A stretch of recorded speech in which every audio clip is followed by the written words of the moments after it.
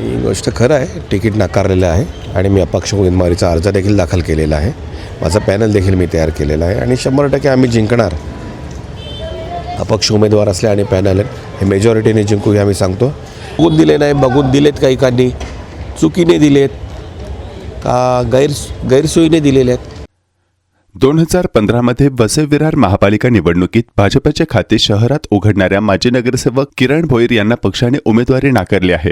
उमेदवारी नाकारल्याने नाराज झालेल्या भोईर यांनी मंगळवारी अपक्ष उमेदवारी अर्ज दाखल करीत आता भाजपलाच आव्हान दिलं आहे. वसई विरार हा बहुजन विकास आघाडीचा बालेकिल्ला मानला जातो. 2015 मध्ये झालेल्या पालिका निवडणुकीत बहुजन विकास आघाडीने एकहाती सत्ता मिळवली होती. त्यावेळी किरण भोईर हे आचोळे एव्हरशाईन भागातून निवडून आलेले भाजपचे एकमेव नगरसेवक राहिले होते.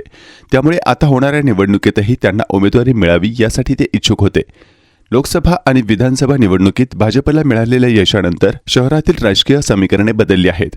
निवडणुकीच्या तोंडावर विविध विरोधी पक्षातून अनेक जण पक्षात सामील झाले आहेत. सध्या वसई विरारमध्ये भाजपचे वर्चस्व असल्यानं इच्छुक उमेदवारांची मोठी गर्दी भाजपकडे झाली होती. अर्ज भरण्याच्या अखेरच्या दिवसापर्यंत भोईर यांना उमेदवारीचे तिकीट मिळण्याची शक्यता होती. मात्र ऐनवेळी भाजपने त्यांचा पत्ता कट करून अन्य उमेदवारांना संधी दिली आहे. उमेदवारी नाकारल्यानं नाराज झालेल्या किरण भोईर यांनी अखेर अपक्ष उमेदवारी अर्ज दाखल केला.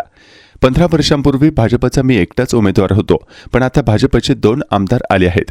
त्यामुळे नक्कीच पक्षाला फायदाच झाला आहे.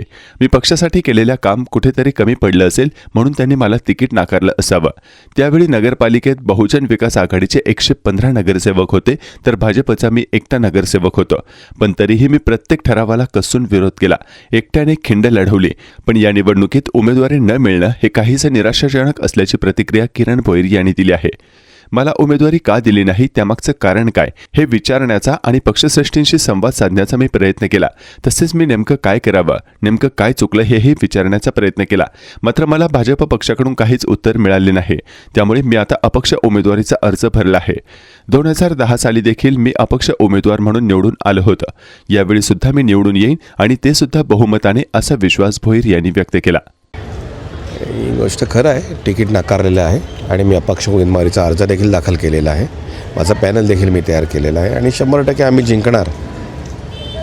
अपक्ष उमेदवार असले आणि पॅनल हे मेजॉरिटीने जिंकू हे आम्ही सांगतो. बघून दिले नाही, बघून दिलेत काही एकांनी, चुकीने दिलेत का गैरसोयीने दिलेले आहेत.